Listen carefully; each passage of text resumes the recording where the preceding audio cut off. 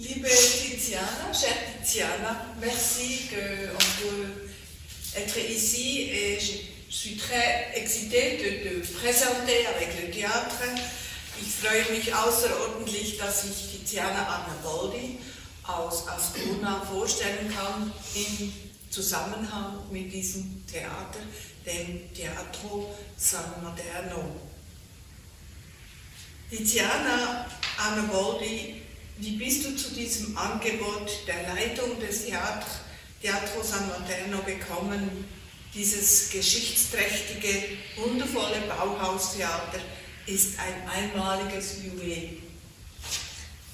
Merci Ursula d'être ici à faire cette interview.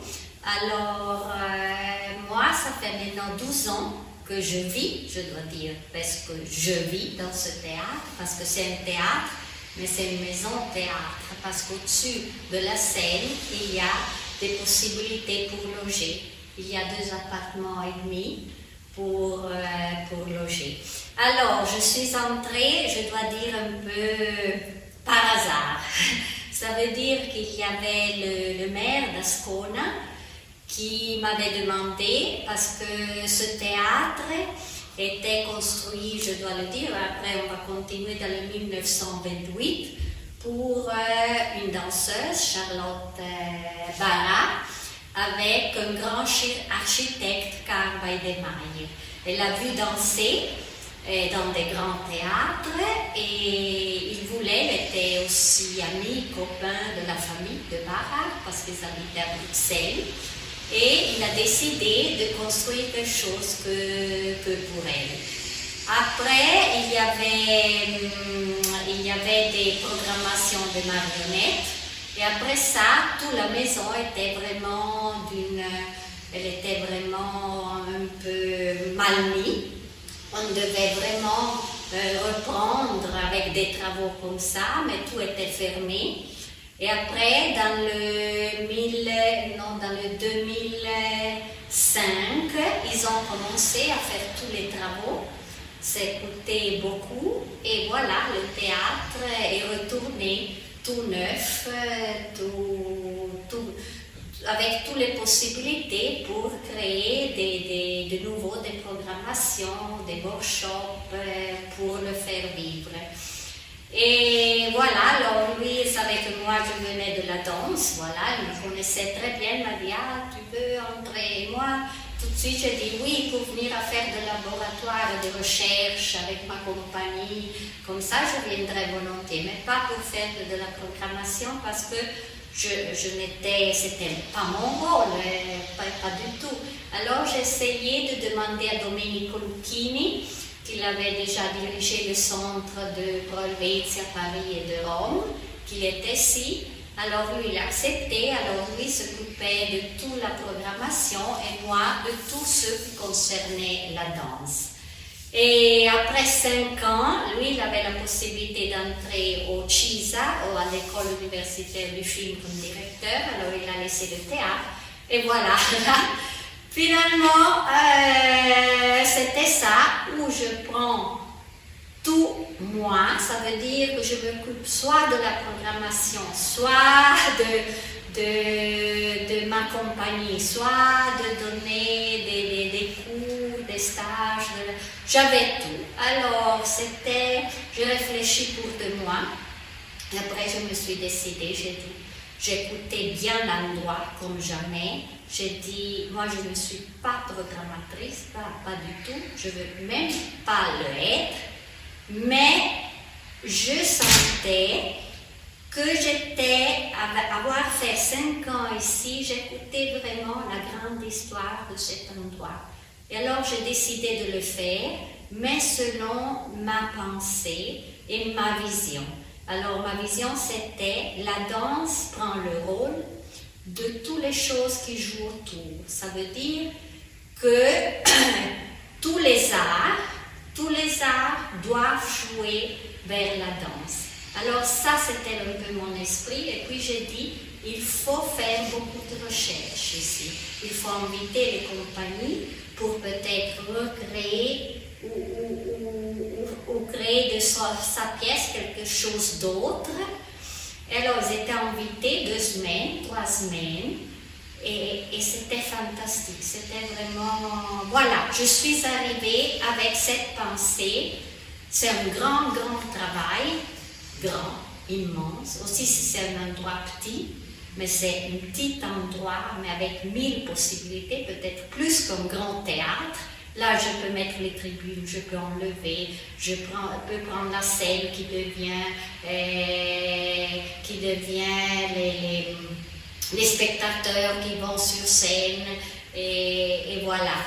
Et voilà. Et là, je suis entrée, je me sens vraiment toujours artiste. Moi, quand ils me disent que je suis directrice, j'aime pas. Moi, j'aime pas être ni directrice de ma compagnie, mais je suis artiste et c'est tout.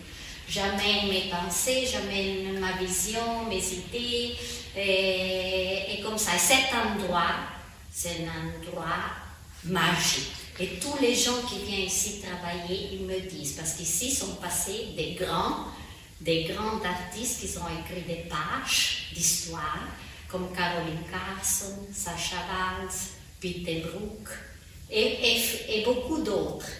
Et alors, voilà. Et moi, je l'ai créé pour l'art au niveau international. Ça, j'aime. Il y a aussi qui viennent de l'Amérique aussi, comme Lara Hanson, que c'est une peintre, qu'elle fait de la peinture en voyant le mouvement. Elle a travaillé beaucoup avec Thérèse Kesmacher, elle est arrivée ici. Et alors, ici, c'est très important la recherche et l'esprit qui Charlotte Barra a amené. Alors, c'est pour ça que je suis ici et que je continue toujours avec beaucoup de passion et toujours avec beaucoup d'idées. Des fois, je me demande jusqu'à quel point j'ai encore des idées. Voilà. Et je me dis toujours, quand je n'ai plus des idées, c'est le moment de dire fini. Ça passe à quelqu'un d'autre. Merci, Tiziana. J'espère que je suis capable de traduire tout cela, mais je vais un peu faire des raisons. Ouais. Zuerst einmal, dass Tiziana ist eigentlich durch Zufall zu diesem Job, zu dieser unglaublichen Gelegenheit gekommen. Aber sie sagt, sie wohnt auch hier. Sie ist auch die Seele eigentlich. Sie hat es wie bewohnt. Es hat im oberen Stock hat es eine Wohnung, alles noch mit Original-Bauhausmöbeln. Und dann hat sie zuerst mal 5 Jahre geschaut, was man alles machen kann. Und vor allem hat sie auch die Infrastrukturen, also das war immer auf ihre eigene Initiative.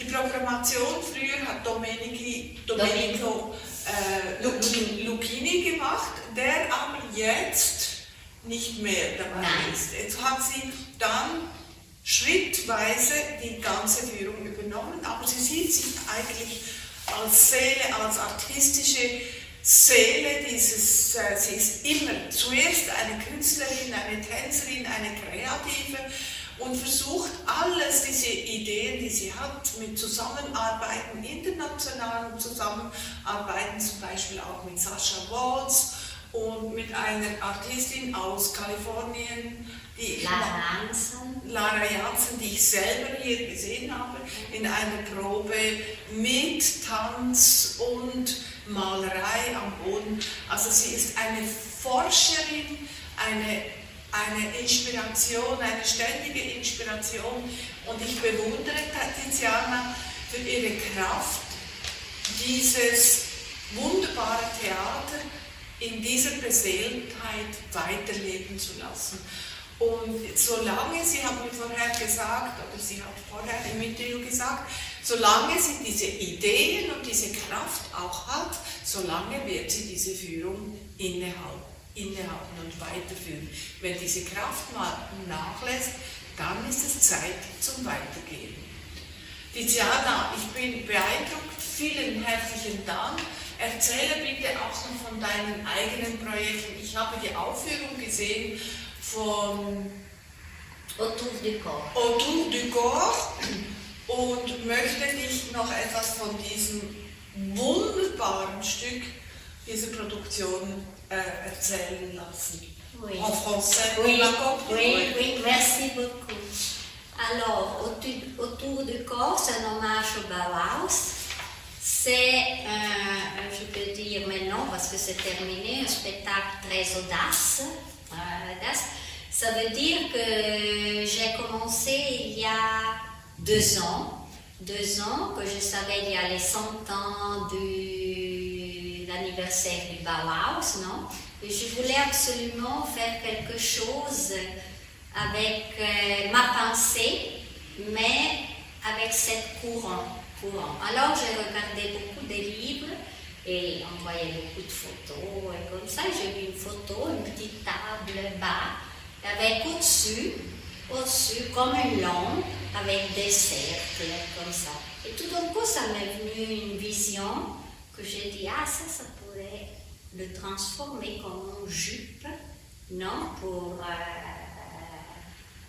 les danseurs, ça faisait un peu comme le triade chez ballet. Là c'était rond, tout rond. Alors j'ai commencé à étudier ça dans la tête, comme ça.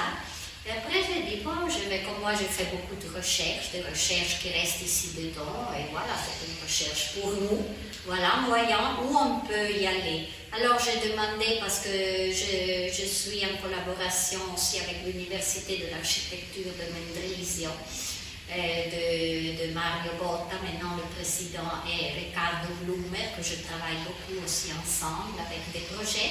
J'ai demandé à lui s'il y avait quelqu'un, lui, qui pouvait créer cette jupe avec des cercles, non? Mais une jupe de bois, je voulais, et une jupe qui donnait la possibilité aux danseurs de danser. Mais danser tout dans une autre manière, différemment, comme il a toujours dansé. Alors, ils ont commencé à construire. Alors, ils sont venus avec le premier projet, il y a 9 cercles, mais c'était très mu. Il y avait quelque chose, on bougeait, puis se cassait, puis voilà, c'était presque, on a dit, tout le monde m'a dit non, c'est impossible. Moi, j'ai dit non, rien impossible.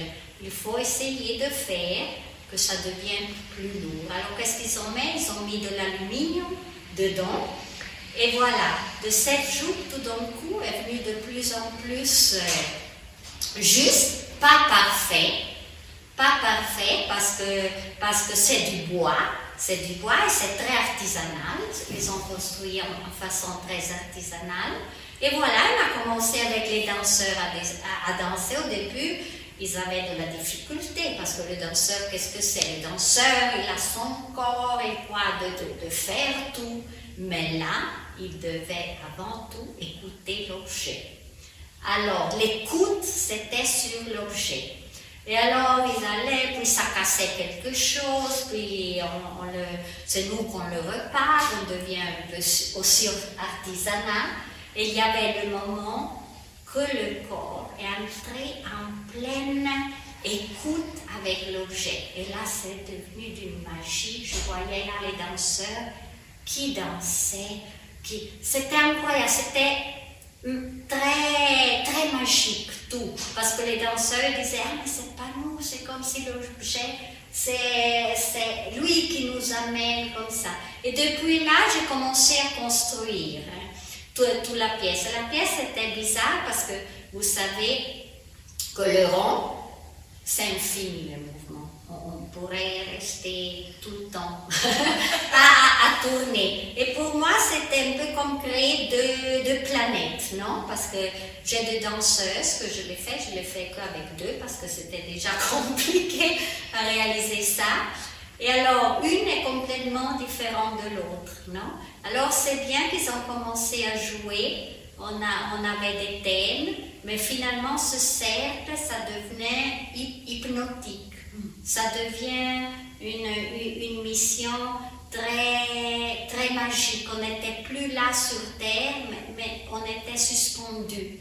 Voilà, on trouvait des rimes, on trouvait tout d'un coup les bras, la tête, tout qui était autour, tout qui tournait. Et alors, c'est devenu, là, c'était une magie, je dois dire, on a travaillé beaucoup, et toutes les fois qu'on doit le présenter, on travaille aussi beaucoup avant de le présenter, parce qu'il faut la remettre, voir si le bois n'a pas travaillé, et comme ça. Alors, et c'était vraiment pour moi comprendre la valeur du Bauhaus. Qu'est-ce qu'ils ont fait dans cette période? Eux, ils cherchaient jouer, je dis jouer pour trouver des choses, parce qu'ils devaient inventer tout. Rien, il était là encore. Et alors je me dis, maintenant on a tout, c'est comme, parce qu'il y avait des mecs qui disaient, ah mais tu vas dans une fabrique, puis tu le font, oui c'est facile, comme ça. Moi j'ai dit non. Alors tout le monde me disait, ah mais Tiziana, tu es sûre? Et moi j'ai insisté, et tout le monde était très content, parce que c'est une chose très spéciale, mais qui amène à cette pensée. Et pour moi, aujourd'hui, il y a tellement tout, on peut tout faire. Ah oui, moi je peux faire ça, ta. Mais construire un objet sur un danseur, et le danseur doit écouter, et moi, je dois chercher entre l'objet et le danseur, qu'est-ce que je peux créer? C'était vraiment une chose, entrer dans une imaginaire. Je dis imaginaire incroyable. Alors je dis, cette période, pour moi, on devrait, maintenant qu'on a tout, retourner un peu à être beaucoup plus artisanal et beaucoup plus bechercher. Also wenn ich jetzt das mit diesem Bauhaus, hast du wirklich diese Magie dieses Kreises und auch die Konstruktion durch die ganze Bewältigung oder die ganze Kreation fundamentaler verstanden. Und die Bauweise, die Konstruktion für diesen Holzrock, alle haben gesagt, nein, das kannst du vergessen. Und am Schluss hat sich Tiziana eigentlich durchgesetzt, oder nicht eigentlich, wirklich durchsetzen müssen und ihre Vision realisiert.